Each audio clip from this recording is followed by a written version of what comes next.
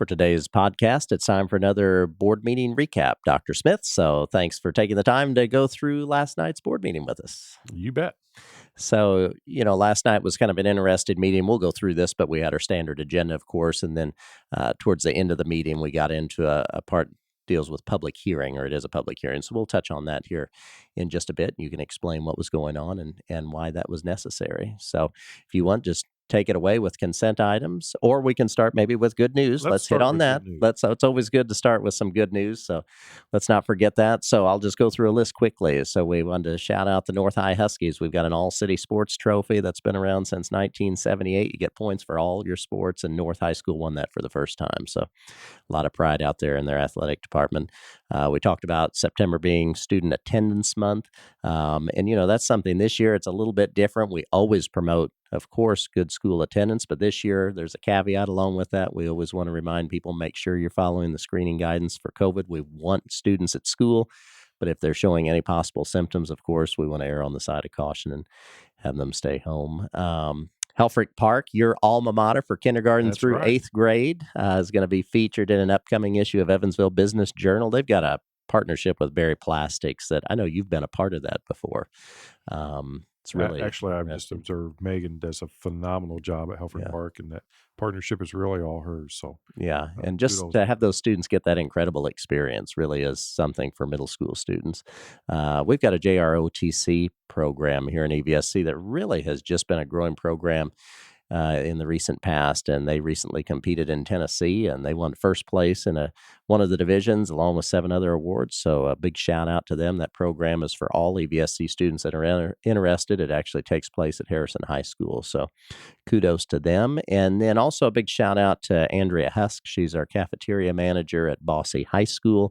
And she was recognized as the Albion Fellows Bacon Award winner in the Unsung Hero Award category at a recent Women's Equality Day. And Andrea does a great job, and really typifies just so many of our employees that are a little more behind the scenes. You may not see as frequently as you would that classroom teacher, but without them, we just wouldn't make it. So a big shout out to her and just all of our employees, whether they're the ones you see in the front or the ones behind the scene, because those 3,400 employees make a big difference in the lives of our students.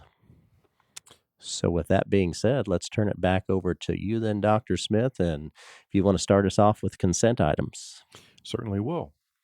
Under consent items 2.01, we have certainly the minutes of the August 23rd, 2021 executive session and regular board meeting.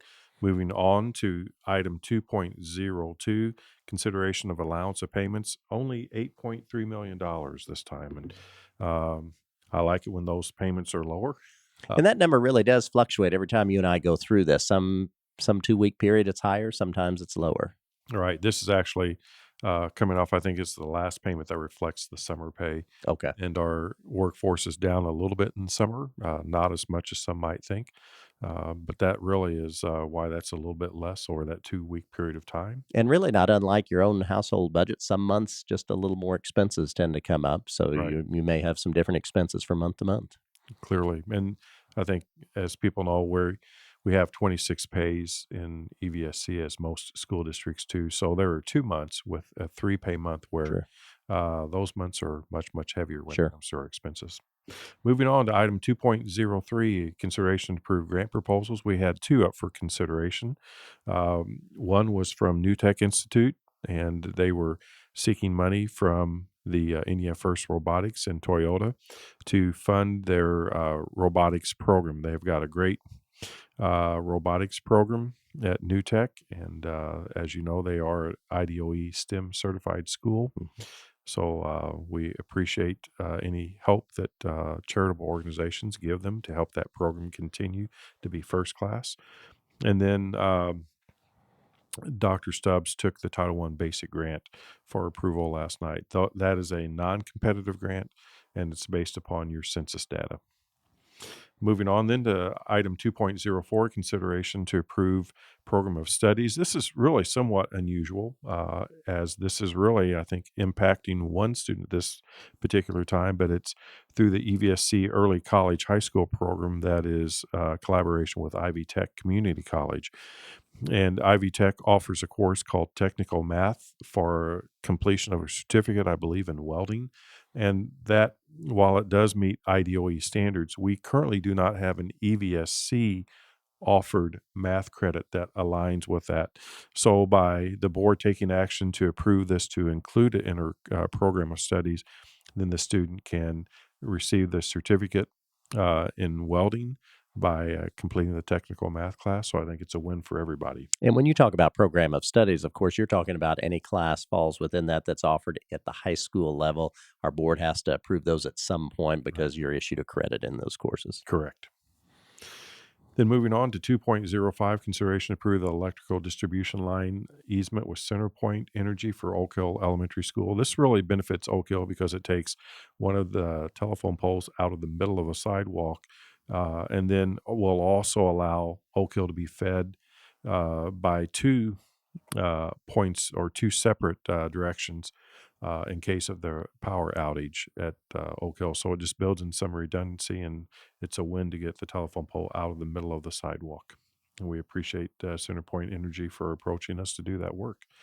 2.06, consideration to approve change order number 2 with Art Construction Company Incorporated for the Central High School entrance repair and stadium turf project. This really is the final change order, and basically it allows us to deduct $3,986 by making a few additions and then a big deduction because we did not have to remove and replacing the number 2 rock that is under the turf. And then moving on to 2.07, consideration to approve the renewal with College Board for PSAT. So there are really 3 buckets moving into the graduating class of 2023, one being a high school diploma, one being to demonstrate work readiness, and then the other is the college readiness competencies. And so successfully scoring a certain level of a benchmark on the SAT fulfills one of those benchmarks for graduation for high school. And what EVSC is doing is now providing, once again, we put a pause on that because of the pandemic last year. This year, we're hopeful that conditions will ease a bit, and we will once again return to offering PSAT free of charge for all of our 8th and 9th graders, which we think is a tremendous benefit for our students. And not to overlook is the fact that you said for all students. This isn't something that Correct. they're just signing up for or coming in on a weekend, something like that. This is giving every single student at those 2 grade levels exposure to this test. Correct. They will have the opportunity to do that, each and every student in 8th and 9th grade during the school day. Then moving on to item 2.08, consideration to approve music therapy consulting agreement. From time to time, we do have need for that therapy with several of our students, and this allows us to have that capacity. Item 2.09, consideration to approve the agreement with Youth First. Very pleased to be able to ask the board's approval of this. This will complete a cadre now of social workers in each and every one of our 40 schools in the EVSC. And we appreciate the partnership with Youth First. Naturally, they also have to raise funds in order to help us provide social work in our schools. And EVSC is somewhat unique in that we have a mix of EVSC social workers as well as Youth First social workers. So this is a pretty cost-effective way of making certain that all of our families and all of our schools now have access to tremendous services that social workers provide. And we are using the ESSER 3 funds then to pay for this very needed service. And for clarification, when you talk about kind of this mix that is unique, both EVSC and Youth First, really what that deals with is the funding source of those social workers, the actual social workers, the work they perform, the support they provide to students and families really doesn't look any different from school to school. Correct.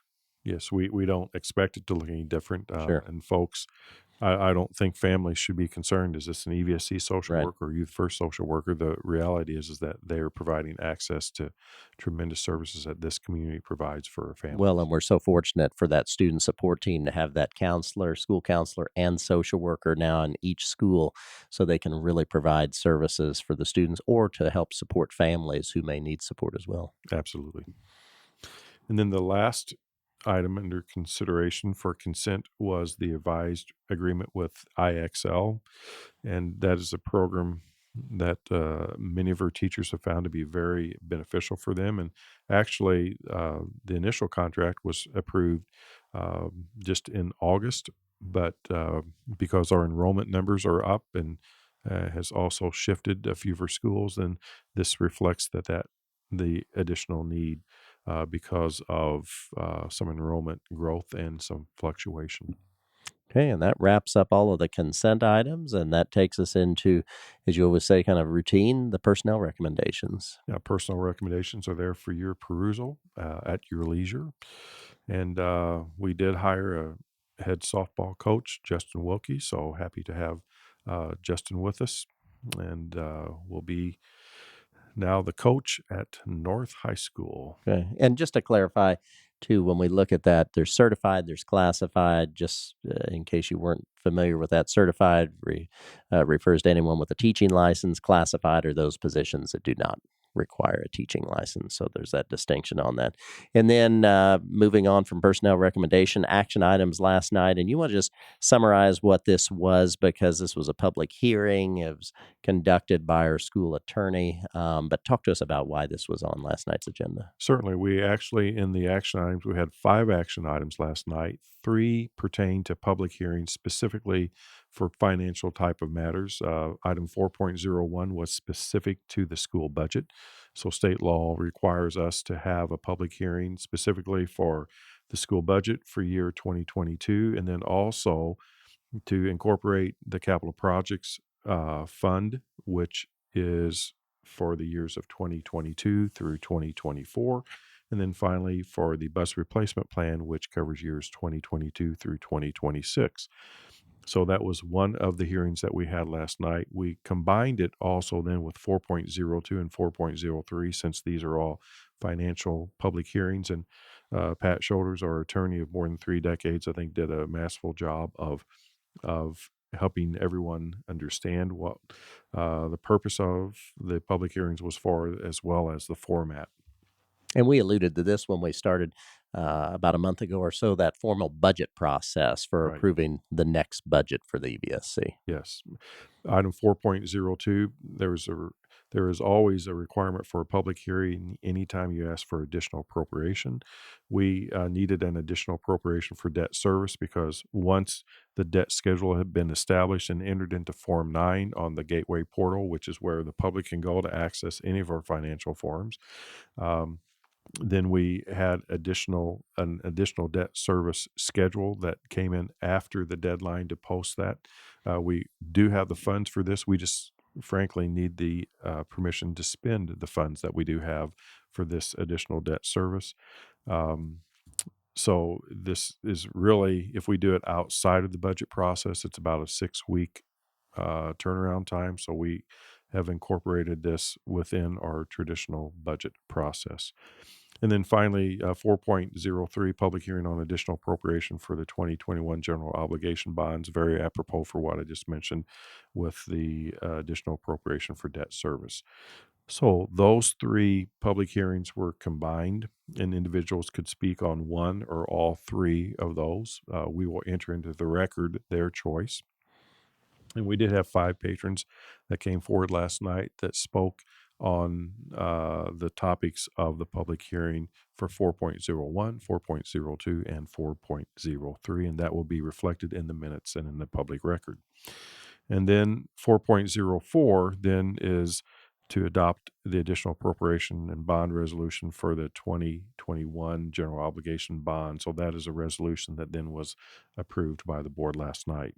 And then the final public hearing, 4.05, is a relatively new public hearing. It's required now by statute, and it is required before you begin formal bargaining with your teacher association, and in our case, with the Evansville Teachers Association. So that was also held last night, and we had 3 patrons that came forward to speak on the topic of pre-bargaining or pre-formal bargaining with the Evansville Teachers Association. And In my comments last night, I said I welcome the opportunity to begin negotiations with our teachers association. We also have begun negotiations with our Teamster groups.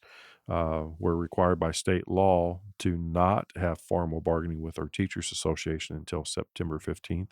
No such law exists with our Teamster affiliated groups. So those conversations with Teamsters are going along very well, and we're excited and looking forward to having contract conversations with our Teachers Association. This is the first time in my tenure as superintendent that we have an appreciable amount of funds that we can actually provide our employees for increases in compensation, and we are excited to be able to do that.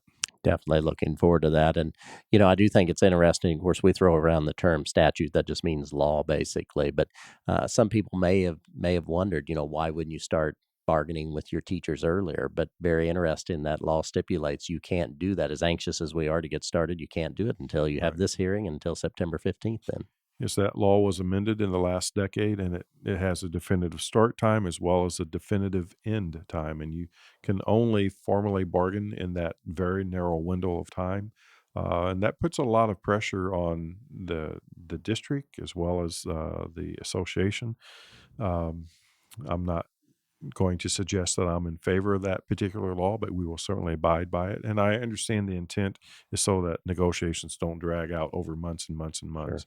I realize that's the intent. Sometimes well intentioned laws also have some consequences that perhaps are not that great too.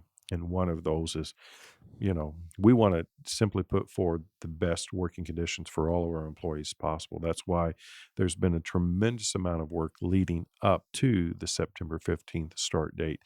But we also want to have a very collaborative process. And sometimes that's difficult in a very constrained and short period of time.